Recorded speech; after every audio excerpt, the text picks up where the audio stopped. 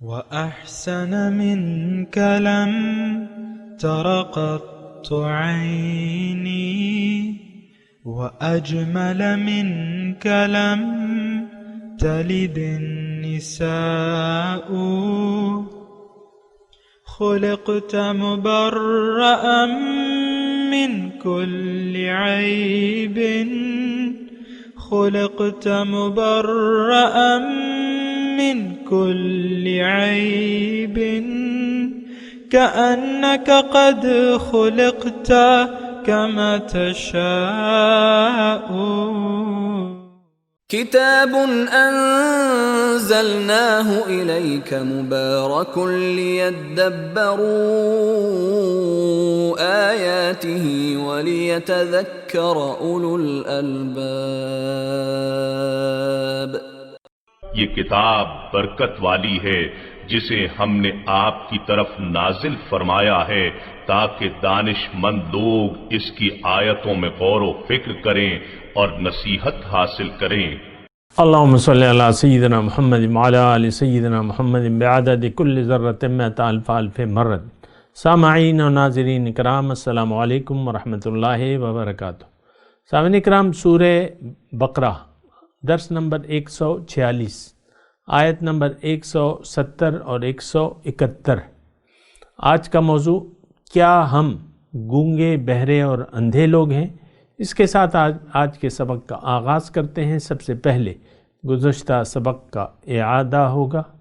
اعوذ باللہ من الشیطان الرجیم.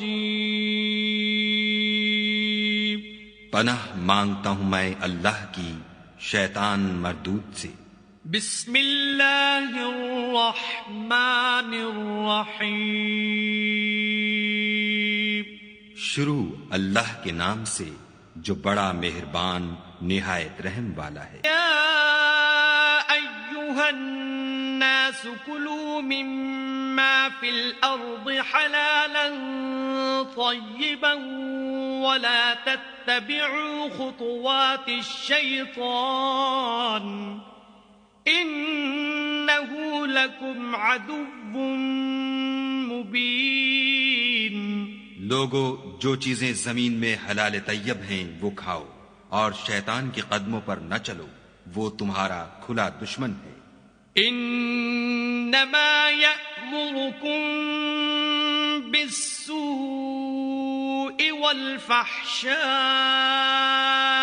وان تقولوا علی اللہ ما لا تعلمون. وہ تم کو برائی اور بے حیائی ہی کے کام کرنے کو کہتا ہے اور یہ بھی کہ خدا کی نسبت ایسی باتیں کہو جن کا تمہیں کچھ بھی علم نہیں. سامعین اکرام، سورہ بقرہ آیت نمبر 170.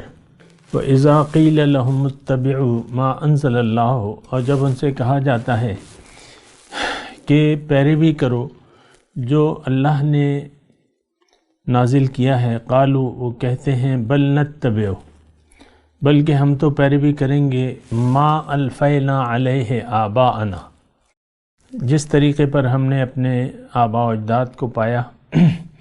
اولو کان آباؤہم لا یعقلون شیئا ولا یہتدون. اللہ تعالیٰ نے فرمایا کہ اگرچہ ان کے آباء و اجداد کچھ عقل سے کام نہیں لیتے تھے اور نہ وہ ہدایت پر تھے، پھر بھی تم ان کی پیروی کرو گے. سامعین اکرام، اصل جو چیز ہے انسان کی کامیابی کے لیے وہ اللہ کی مرضی سے زندگی گزارنا ہے، نہ کہ خواہشات نفس یا کسی آباء و اجداد کی پیروی. یہ دیکھیں ایک مختصر سی بات ہے، لیکن افسوس کی بات یہ ہے کہ ہم سے ایک تو ہم لوگ گمراہ لوگ ہیں، ہم سے اپنی منزل غلط ہو گئی ہے. باطل کو ہم نے منزل بنا لیا ہے، باطل ہی ہمارا مقصود ہے، باطل ہی ہمارا محبوب ہے اور باطل ہی ہمیں مطلوب ہے.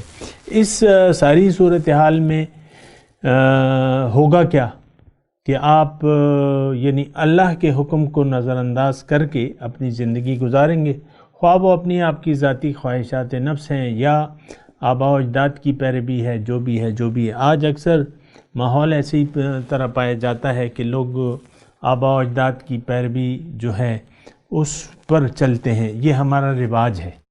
اکثر آپ دیکھا ہوگا نا کہ شادی بیاہ پہ آپ اپنے رسم و رواج نکال لیتے ہیں، یہ ہمارے یہاں یہ رسم ہے، ہمارے یہاں یہ رسم ہے۔ اسلام کو نہیں دیکھا جاتا کہ اسلام کا کیا حکم ہے، اسلام کا کیا طریقہ ہے۔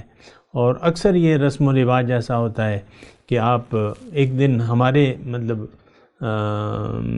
یعنی گھروں میں ایسا ہے کہ لڑکی کو شادی کے 1 مہینے بعد میکے بھجوا دیا جاتا ہے، وہ 1 ہفتہ 10 دن رہتی ہے۔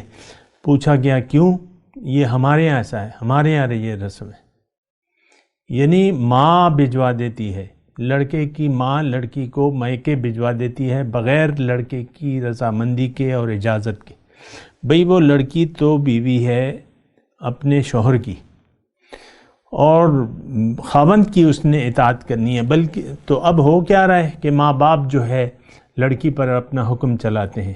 بہرحال اس میں تفصیل میں نہیں جا رہا، لیکن میں جو آیت ہم نے پڑھی ہے اس میں آپ دیکھیں وَإِذَا قِيلَ لَهُمُ اتَّبِعُوا مَا أَنزَلَ اللَّهُ، جب ان سے کہا جاتا ہے کہ بھئی زندگی اس قانون کے مطابق گزارو جو اللہ نے نازل کیا ہے، تو آگے سے پھر کیا جواب دیتے ہیں کہ بھئی ہم تو اِنَّا وَجَدْنَا آبَاءَنَا لَهَا عَابِدُونَ، کہ ہم تو جو بھی یعنی بل نتبع، یہاں ہے بل نتبع ما الفینا علیہ آبانا، یعنی آبا و اجداد کی پیروی کو لوگ یعنی اپنا ذمہ داری سمجھتے ہیں کہ جو رسم و رواج وہ چھوڑ کے گئے ہیں، جو طریقہ وہ چھوڑ کے گئے ہیں۔ اکثر آپ دیکھیں، میں تو اس میں زیادہ تفصیل میں نہیں جاتا، بنیادی طور پہ غلطی کیا ہے؟ حق کو نظر انداز کر دیا جائے زندگی گزارتے ہوئے، یہ بہت بڑی غلطی ہے۔ دیکھیں اللہ تعالیٰ نے واضح طور پہ فرمایا الا لہ الخلق و لہ الامر، مخلوق اس کی ہے، حکم اس کا چلے گا۔ عام طور پہ دیکھیں بنا کسی دلیل کے یا یعنی یہ ایک عام بات ہے کہ بھئی جس کی چیز ہے اس کو حق ہے اس کو استعمال کرنے کا۔ مثال کے طور پہ آپ یعنی ایک چیز ہے آپ کی ملکیت میں ہے، پھر آپ کو اس کو استعمال کرنے کا حق ہے جس طرح بھی آپ چاہتے ہیں۔ یہ ویسے میں ایک یعنی تمثیلی پیرائے میں بات کر رہا ہوں۔ آپ مالک ہیں، جس چیز کے آپ مالک ہیں آپ کو اختیار ہے کہ آپ جو مرضی آئے اس کے ساتھ کریں، یا آپ اپنی مرضی کے مطابق اس کو استعمال کر سکتے ہیں۔ اللہ تعالیٰ نے ہمیں جو پیدا کیا ہے نا سامعین کرام، تو اگر ہم اپنی زندگی کو اللہ کے حوالے کر دیں گے یا اللہ کی مرضی سے گزاریں گے تو ہم کامیاب ہوں گے۔ یہ بالکل ایک سادی سی بات ہے، اس میں کوئی داؤ پیچ نہیں ہے، یعنی بھول بھلائیاں نہیں ہے، بس سادی سی بات ہے۔ آپ سوال یہ ہے کہ میں اور آپ کس کی مخلوق ہیں، میرا اور آپ کا خالق کون ہے، مالک کون ہے، ہماری ہر چیز کا مالک کون ہے۔ اس وقت بھی، اس وقت تو میں خود اپنی زندگی کا مالک نہیں ہوں، میں اپنی صحت کا مالک نہیں ہوں، تو ساری چیزوں کا مالک تو اب میں اپنے رزق کا بھی مالک نہیں ہوں۔ کمانا ٹھیک ہے، ہاتھ پاؤں میں پھیلاتا ہوں، لیکن میرا کوششیں کتنی بار ہوتی ہیں، یا اللہ تعالیٰ مجھے کتنا رزق دینا چاہتا ہے، یہ تو پھر اس کی مرضی ہے۔ وَأَنَّهُ هُوَ أَغْنَى وَأَقْنَى، وہ دیتا ہے اور بے شمار بھی دیتا ہے، بہت دیتا ہے، بے شمار بھی دیتا ہے، یہ تو اس کی مرضی ہے۔ اس وقت بھی ہم اللہ تعالیٰ کے قبضے قدرت میں ہیں، اور اللہ تعالیٰ نے یہ بات قرآن میں فرمائی ہے واضح طور پہ، لیکن ہمیں اس کا ادراک تو نہیں ہے، نہ ہم اس کا احساس کرتے ہیں۔ اللہ تعالیٰ نے فرمایا وَإِن مِّن شَيْءٍ إِلَّا هُوَ آخِذٌ بِنَاصِيَتِهَا، کوئی چیز ایسی نہیں ہے لیکن میں نے اس کی یعنی اس کی جو اختیار ہے وہ میرے ہاتھ میں ہے۔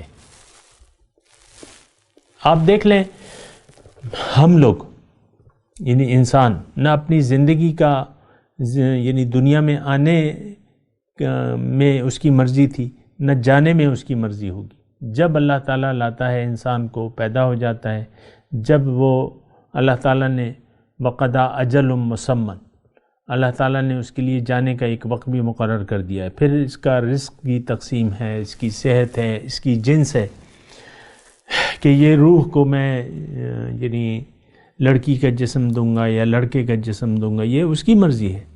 یخلق ما یشاء، جو چاہتا ہے پیدا کرتا ہے۔ تو دیکھیں اب یہ تمام جو میں نے گفتگو کی، اس کا خلاصہ یہ ہے کہ ہمارا مالک تو اللہ ہے، ہماری زندگی کا مالک بھی اللہ ہے، زندگی موت کا مالک ہمارا اللہ ہی ہے، ہمارا تمام اس وقت اختیار جو ہے وہ اللہ کے پاس ہے۔ سامنے کرام یہ بات ذرا نوٹ کر لیں۔ ہم تو سمجھتے ہیں، ہم خود وہ کہتے ہیں نا کہ مائی لائف اور مائی سٹائل، بے وقوف لوگ ایسا کہتے ہیں۔ بھئی تمہاری تو زندگی تو اللہ کی ہے، یہ امانت ہے اللہ تعالیٰ کی طرف سے، تمہاری تو زندگی ہے نہیں۔ اور ہم میں سے اکثریت آپ دیکھیں زندگی کا مالک، اس وقت کا مالک ہم اپنے آپ کو سمجھتے ہیں۔ آپ کس طرح اپنا وقت ضائع کرتے ہیں مختلف باتوں میں، وہ آپ کو معلوم ہے، بلکہ ساری زندگی ضائع کر رہے ہیں۔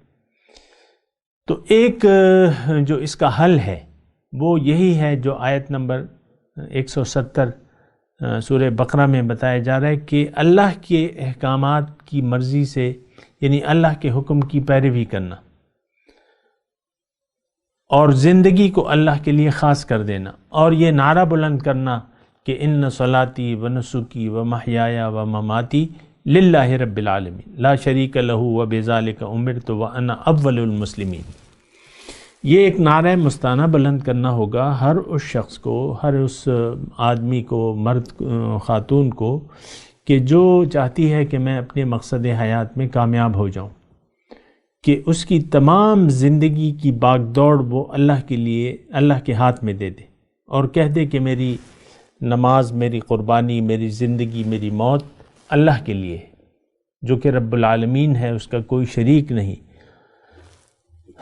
تو جو لوگ راہ مستقیم سے بھٹک گئے ہیں، جن کی منزل اللہ نہیں ہے، تو اس بات کو وہ نہیں سمجھتے، نہ وہ سمجھتے ہیں، نہ ان کے آباء و اجداد سمجھتے تھے۔ ظاہر ہے میں جو آپ سے یہ روتا رہتا ہوں آج کل کے معاشرے کا، تو یہ کوئی نئی بات تو نہیں ہے، یہ تو صدیوں پرانی کہانی ہے کہ ہمارے آباء و اجداد بہک گئے تھے، بھٹک گئے تھے، نہ انہوں نے عقل سے کام لیا، نہ وہ راہ مستقیم پہ رہے، اور یہ بڑی پرانی بات ہے۔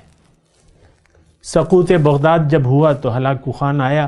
ہلاکو خان کون تھا؟ کافر تھا، مشرک تھا، لیکن اس کے ہاتھ سے اللہ تعالیٰ نے مسلمانوں کو عذاب دیا، لاکھوں مسلمانوں کو تہہ تیغ کر دیا اس نے۔ دجلہ، دریائے دجلہ مسلمانوں کے خون سے رنگین ہو گیا، تمام لائبریریاں، کتابیں جلا دیں اس نے، اور دجلہ میں بہا دی۔ یہ اللہ کا عذاب تھا، کیوں کہ ہم بھٹک گئے تھے، اور وہ جب یعنی ہمارا تنزل شروع ہوا ہے وہ آج تک جاری ہے، اور اس وقت تک یہ یعنی ہمارا زوال جو ہے وہ شروع ہے۔ سامنے کرام زوال اور پستیوں کی ہم انتہا میں چلے گئے۔ یہ بات میں خوب تول کے، خوب سوچ سمجھ سے آپ کو کہہ رہا ہوں کہ اس وقت ہم مسلمان جو ہیں وہ ذلت اور پستی کی گہرائیوں میں ہیں، اور آپ اس کا اندازہ اس سے لگا لیں کہ جو اللہ کی غضب یافتہ قوم تھی یہود، اور جو گمراہ قوم تھی عیسائی، ان دونوں کو اللہ تعالیٰ نے ہم پر مسلط کر دیا ہے، اور اس کے ذریعے ہم کو پٹوا رہا ہے۔ اور ادھر ہندو ہے جو ہمارے سر پہ سوار ہے۔ کل 5 فروری کا دن تھا، تمام دن جو ہے بس تقریریں ہوتی رہیں اور مذمتیں ہوتی رہیں ہندوستان کی۔ اس کے علاوہ تو آپ کچھ کر بھی نہیں سکتے، آپ میں کوئی ہمت تو نہیں ہے، آپ تو بزدل بن گئے۔ آپ کوئی ٹھینگا تو اسے نہیں دکھا سکتے ہندو کو، وہ آپ کو ٹھینگا دکھا رہے کہ ہم ظلم کریں گے مسلمانوں پر، تم کوئی ایکشن نہیں لے سکتے۔ ہندوستان میں ہمارے مسلمان بھائی جو ہیں وہ ہندو توا جو اسے کہتے ہیں، اس کے یعنی وہ ظلم ڈھا رہے ہیں مسلمانوں پہ، اور یعنی نچلے درجے کی سمجھ لیا انہوں نے، ہندوؤں نے، اور ہندو اسٹیٹ بننے جا رہی ہے اب۔ وہ جو مودی سرکار ہیں وہ تو آپ کو معلوم ہے پرانے یعنی ہندو قوم پرست ہیں۔ گجرات میں انہوں نے مسلمانوں سے کیا کیا، بہرحال وہ تو ایک تاریخ ہے، لیکن یہاں جو ہے یہ آیت نمبر 170 یہ ہمارا حال ہے۔ وَإِذَا قِيلَ لَهُمُ اتَّبِعُوا مَا أَنزَلَ اللَّهُ قَالُوا بَلْ نَتَّبِعُ مَا أَلْفَيْنَا عَلَيْهِ آبَاءَنَا أَوَلَوْ كَانَ آبَاؤُهُمْ لَا يَعْقِلُونَ شَيْئًا وَلَا يَهْتَدُونَ۔ ان سے کہا جاتا ہے کہ تم پیروی کرو جو اللہ نے نازل کیا ہے، یعنی جو تعلیمات ہیں اللہ کی اس کے مطابق زندگی گزارو۔ تو ہم کیا کہتے ہیں؟ بل نتبع ما الفینا علیہ آبانا، یہ ہمارا قول ہے سامنے کرام۔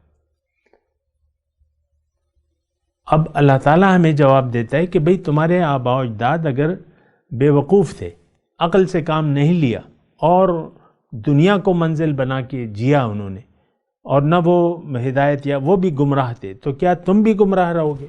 دیکھیں اس میں ایک نقطہ یہ ہے کہ حق کو قبول کرنا یا حق کو رد کر دینا، یہ ہمارے یعنی اس کا براہ راست جو نتیجہ ہوگا، جو یعنی اس کے اچھا یا برا انجام تو ہمیں ملے گا۔ اگر ہم جادہ مستقیم سے ہٹ گئے تو پھر تو ہمارا کوئی حامی و مددگار نہیں ہوگا، اور پھر جو ہے ہم جہنم کی خوراک ہوں گے، جہنم کا ایندھن بنیں گے اور ہمیشہ اس میں پڑے رہیں گے۔ یہاں ابھی مضمون آئے گا کہ آیت نمبر 174 میں، اس کی انشاءاللہ وہیں پہ انشاءاللہ بات کریں گے، لیکن ابھی جو ہم بات کر رہے ہیں وہ تو یہ ہے کہ آباء و اجداد بنا سوچے سمجھے کسی کی پیروی، جو آیت کا خلاصہ یہ ہے کہ مجھے اور آپ کو اللہ تعالیٰ فرما رہے ہیں کہ بھئی بنا کسی سوچے سمجھے تم کسی کی پیروی نہ کیا کرو، حق کو سمجھو اور حق کا اتباع کرو۔ اتبعوا ما انزل اللہ، یہ بنیادی ایک نقطہ ہے سامنے کرام۔ یا تو دیکھیں اس آیت کے یا تو ہم مصداق ہیں یا نہیں ہیں۔ اب یہ 100% ہمارے اوپر فٹ آ رہی ہے کہ ہم اپنے آباء و اجداد یعنی جو معاشرہ کر رہا ہے اسی طرح ہم چل رہے ہیں۔ اپنی سب لوگوں نے دنیا کی طرف رخ کر لیا ہے، ہمارے آباء و اجداد نے بھی، وہ بھی دنیا دار تھے، ہم بھی دنیا کی طرف دوڑ رہے ہیں۔ آج جو معاشرہ ہے اس کی دوڑ دنیا کی طرف ہے، ہماری دوڑ بھی دنیا کی طرف ہے۔ اللہ اور دوڑ تو ہماری اللہ کی طرف ہونی چاہیے، بلکہ حکم ہے کہ فَفِرُّوا إِلَى اللَّهِ، اے لوگوں اللہ کی منزل بنا کے اللہ کے راستے پر دوڑو۔ فَفِرُّوا إِلَى اللَّهِ، دوڑو اللہ تعالیٰ کی طرف۔ لیکن ہماری دوڑ تو دنیا کی طرف ہے، دنیا اور ما فیہا، دنیاوی ترقی، دنیاوی کامیابیاں، یہ ہماری، اس پر ہم خوش بھی ہوتے ہیں، نہ حاصل ہوں تو پھر خفا بھی ہوتے ہیں۔ یعنی دنیا ہی ہماری خفگان اور خوشی کا باعث بنتی ہے۔ آپ دیکھیں شادیوں پہ جو پیسے والے لوگ ہیں کس طریقے سے پیسہ لوٹاتے ہیں، ایک ایک چیز پہ خرچ کرتے ہیں، ایک ایک چیز پہ۔ آپ دیکھ لیں، اس کی تو میں تفصیل آپ کے سامنے ہے سب کچھ۔ تو بہرحال اس کا میں یعنی اس کا خلاصہ جو ہے پھر یعنی اس کا نتیجہ جو ہے پھر اگلی آیت میں ہے، اس کا میں ترجمہ پڑھتا ہوں۔ وَمَثَلُ الَّذِينَ كَفَرُوا، مثال ان لوگوں کی جنہوں نے حق سے انکار کر دیا، حق کے مطابق زندگی گزارنے سے، ان کی مثال ایسی ہے کہ ایک شخص بلا رہا ہے اس کو، جو ینعقو، جو بلاتا ہے، بما لا یسمع، جو سنتا نہیں ہے، الا دعاء و ندان، لیکن آواز، دعان پکار اور ندا، سمن بکمن عمی فہم لا یعقلون، یہ لوگ بہرے ہیں، گونگے ہیں اور اندھے ہیں۔ فہم لا یعقلون، اب ان کو کوئی سمجھ نہیں ہے۔ تو سامعین کرام، یہ اس کی یعنی میں نے آپ کو کہا نا کہ گزشتہ جو آیت تھی اس کی اب ان کی مزید وضاحت اللہ تعالیٰ فرما رہے ہیں کہ ان کافر یعنی یہ منکرین حق کو ہدایت کی طرف بلانے کی مثال بالکل ایسے ہے، ایسے شخص کی سی ہے جو کسی ایسے جانور کو پکارے جو سوائے پکار اور آواز کے کچھ نہیں سنتا۔ اب گائے ہے، ایک چرواہا ہے مثال کے طور پہ، یعنی اس آیت کے دو محامل ہیں، دو ترجمے ہو سکتے ہیں کہ یہ تو جانوروں کی طرح ہے، یعنی ایک معنی اس کا یہ ہے کہ یہ شخص جانور کی طرح ہے کہ یہ یعنی کسی حق کی طرف بلانے والے کی آواز سنتا تو ہے لیکن جس طرح جانور سنتے ہیں۔ اب جانور کو دیکھیں، گائے تو کوئی زبان نہیں جانتی نہ ہماری زبان، اور وہ یعنی اس کا جو چرواہا ہے عام طور پہ یا بکریوں کا ریوڑ ہے تو ان کی مخصوص آوازیں ہوتی ہیں، ہا ہو ہا ہا، تو اس طریقے سے وہ اپنی آوازیں نکالتے ہیں، تو بکریاں اس کو یعنی اس کو دیکھ کر اس آواز کو سن کے بس ہا ہو جو ہے وہ سنتی ہیں اور اس کو دیکھ کے اپنا راستہ طے کرتی ہیں۔ چرواہا جس طرح آوازیں نکالتا ہے نا اپنے ریوڑ کے لیے، تو ایک معنی تو اس کا یہ ہے کہ ان کی مثال یعنی ان کو حق کی آواز جو ہے وہ سمجھ میں نہیں آتی کہ یہ کہا کیا جا رہا ہے۔ میں خود اس بات کا شاہد ہوں، میں جو بھی باتیں کر رہا ہوں اور ظاہر ہے کہ ہزاروں لوگ سنتے ہوں گے یہ باتیں میری، لیکن یہ یعنی میری پکار کو بس اس طریقے سے یعنی میں یا ہر دائی حق، دیکھیں حق کی طرف بلانے والے بہت سے لوگ ہیں، تو میں بھی ان میں سے ایک ہوں، تو اللہ کی طرف دعوت دیتا ہوں، لیکن مجھے پکا یقین ہے کہ میری بات کو لوگ اس طریقے سے سنتے ہیں جیسے جانوروں کو چرواہا جانور کو پکارتا ہے، کہ وہ ان کو سمجھ ہی نہیں ہے کہ کیا کہہ رہا ہے، بس وہ مخصوص آوازیں ہوتی ہیں، بس وہ پکار اور آواز کے سوا وہ کچھ بھی نہیں سنتے، وہ پکار سنتے ہیں، یا وہ لاٹھی کی جب ہم چھوٹے تھے نا تو تانگے ہوتے تھے، گدھا گاڑیاں ہوتی تھی۔ اب گدھا جو ہے آج کل، پہلے تو وہ اس کو مارتے تھے، اب گدھے کے لیے، گدھا گاڑیوں کے لیے انہوں نے ایک تجربات سے ایک طریقہ نکال لیا ہے کہ ایک پانی کی بوتل ہوتی ہے اور اس میں کچھ پتھر کنکریاں ڈال دیتے اور اس کو پھر کھڑکاتے ہیں سپیڈ کے لیے، یعنی یہ ایک قسم کا وہ ہوتا ہے، یعنی سپیڈ کے لیے آلہ ہے، جتنی زور سے آپ کھڑکائیں گے تو اتنا ہی وہ گدھا جو ہے تیز دوڑے گا۔ اب اس طریقے سے یعنی جانوروں کی طرح ہم زندگی گزار رہے ہیں۔ ہاں، یہ اصل میں مثال ہے کہ اللہ کی طرف اگر آپ لوگوں کو دنیا کی طرف بلائیں تو ان کے کان کھڑے ہو جائیں گے کہ بھئی یہ کیا بات کر رہا ہے۔ مثال کے طور پہ ایک فلائنگ کوچ ہے اور مردان سے پنڈی جا رہی ہے، اور اس میں ایک دکاندار بیٹھا ہے اور وہ اپنے کاروبار میں ترقی چاہتا ہے، تو اس کے پیچھے جو دو سواریاں بیٹھی ہیں وہ بھی آپس میں اسی کاروبار کے متعلق بات کر رہی ہیں، تو اس آگے والا جو شخص ہے تو اس کے کان کھڑے ہو جائیں گے اور وہ ساری باتیں بڑی توجہ سے سنے گا۔ لیکن اگر کوئی پیچھے سیٹ پہ کوئی تبلیغی ہے، دعوت دین والا، اکثر مطلب ایسا ہوتا ہے کہ وہ بھی بات چیت اپنی شروع کر دیتے ہیں موقع محل کو نظر انداز کر کے، تو وہ یہ کہتا ہے یار یہ کیا انہوں نے گفتگو شروع کر دی، دین کی باتیں کر رہے ہیں، مجھے تو تھوڑا سا ریلیکس ہونا تھا، سونا تھا، اور یہ پیچھے بیٹھا ہوا شخص جو ہے تیز تیز باتیں کر رہے، تو وہ اپنے کان جو ہے تقریباً سنی انسنی کر کے اور اگلی سیٹ پہ ماتھا ٹیک کے سونے کی کوشش کرتا ہے، اور اس میں اس کو نیند بھی آ جاتی ہے۔ اس طریقے سے مثال ہے کہ دین کی آواز کوئی سننا ہی نہیں چاہتا۔ ہم لوگ حق کی دعوت پر لبیک کہنا ہی نہیں چاہتے، سچی بات یہ ہے، کیونکہ آلریڈی ہم نے ایک منزل کا انتخاب کر لیا ہے اور وہ دنیا ہے، اس کے علاوہ ہماری کوئی بات سمجھ میں نہیں آتی۔ ہاں، قصے کہانیاں بیان کرو تو اکثر آپ دیکھیں یوٹیوب پہ اور اس پہ اکثر میں دیکھتا ہوں لوگ جو ہیں یعنی دین بیان کر رہے ہوتے ہیں، لیکن در حقیقت وہ قصے کہانیوں کے ذریعے لوگوں کو متوجہ کرتے ہیں اپنی طرف۔ یہ ایک دفعہ ایسا ہوا، میں انگلینڈ گیا، ایک پٹھان بھائی تھا، اس نے ایسا کیا، ایک دفعہ ایسا ہوا. پھر یعنی قصے حضور کی زندگی میں بھی وہ قصوں کی صورت میں بیان کرتے ہیں. بھئی بات تو بنیادی کرنی چاہیے، کسی کو آپ سمجھاؤ تو بنیادی بات بیان کرو کہ بھئی تمہارا مقصد حیات یہ ہے، تمہارا خالق اللہ ہے، تمہیں اس نے اس لیے پیدا کیا ہے اور تمہیں اللہ کی بات ماننی چاہیے، یعنی بنیادی بات.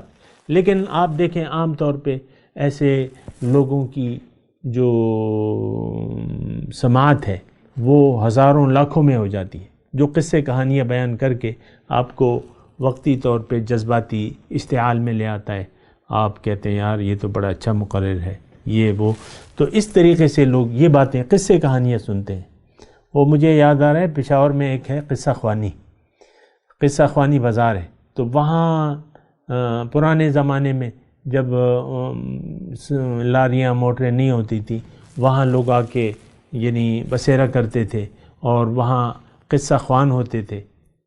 اور یہ حضور صلی اللہ علیہ وسلم کے زمانے میں بھی تھا. ایک اسفندیار تھا، تو اس نے حضور صلی اللہ علیہ وسلم کے مقابلے میں وہ کہتا ہے یار مجھے تو بڑی اچھی کہانیاں آتی ہیں،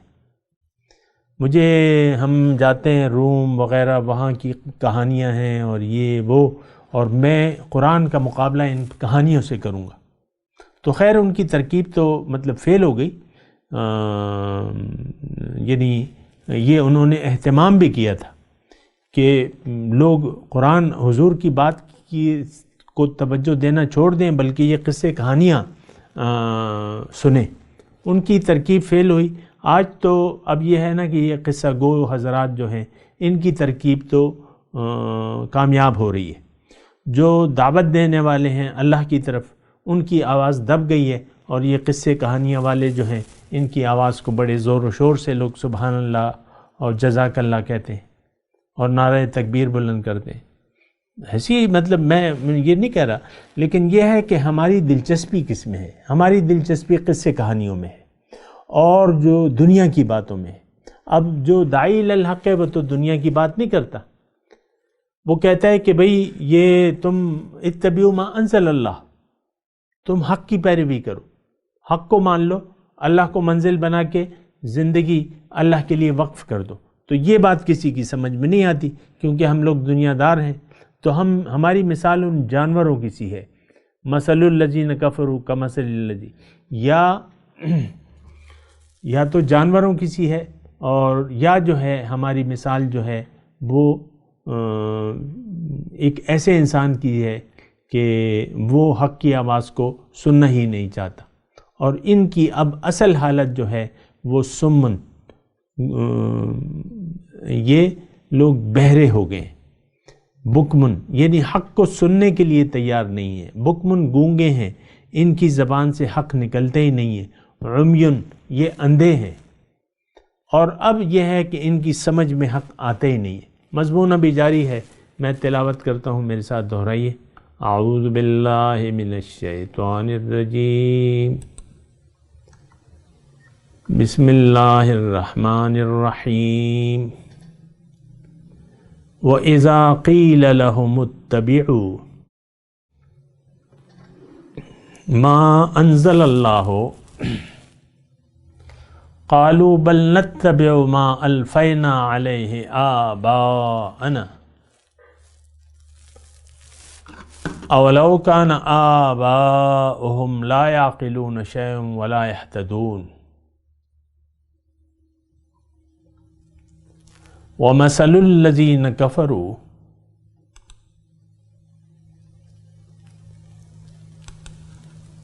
كَمَثَلِ الَّذِي يَنْعِقُ بِمَا لَا يَسْمَعُ إِلَّا دُعَاءً وَنِدَاءً صُمٌّ بُكْمٌ عُمْيٌ فَهُمْ لَا يَعْقِلُونَ.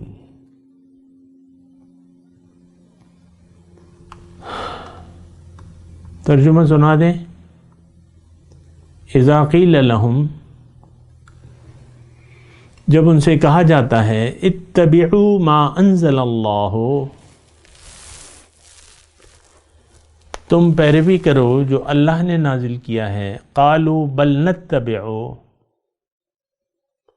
وہ کہتے ہیں کہ بلکہ ہم تو پیروی کریں گے ما الفینا علیہ آباءنا،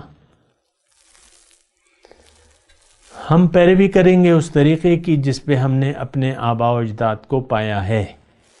اولو کان آباؤہم لا یعقلون شیئا ولا یہتدون،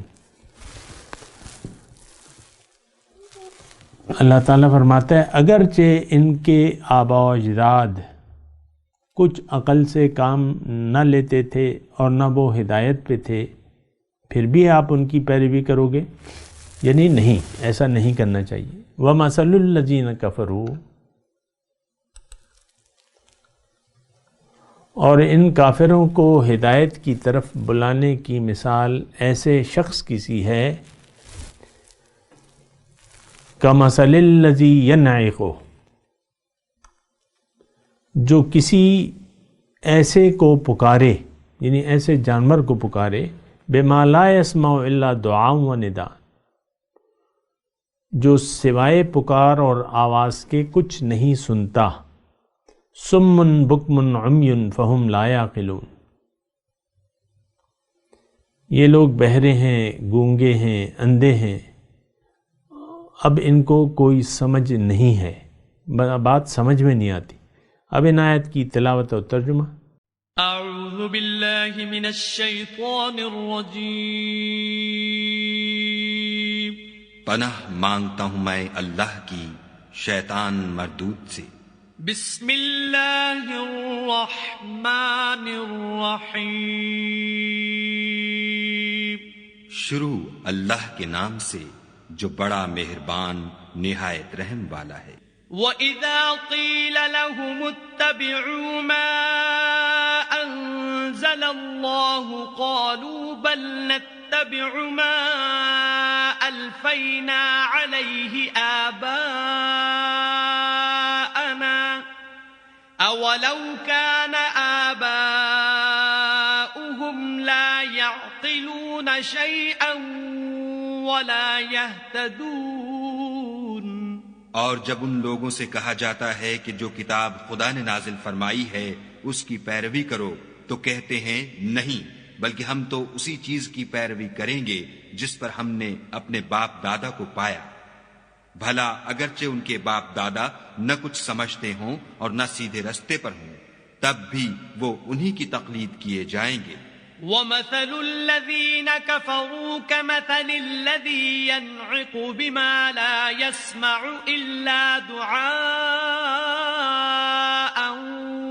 وَنِدَاءً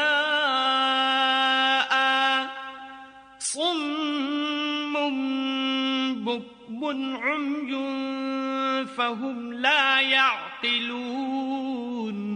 جو لوگ کافر ہیں ان کی مثال اس شخص کی سی ہے جو کسی ایسی چیز کو آواز دے جو پکار اور آواز کے سوا کچھ سن نہ سکے، یہ بہرے ہیں، گونگے ہیں، اندھے ہیں کہ کچھ سمجھ ہی نہیں سکتے۔ اس کے ساتھ ہی سامعین کرام آج کے درس کا وقت اختتام کو پہنچا، انشاءاللہ اگلے درس میں ملاقات ہوگی۔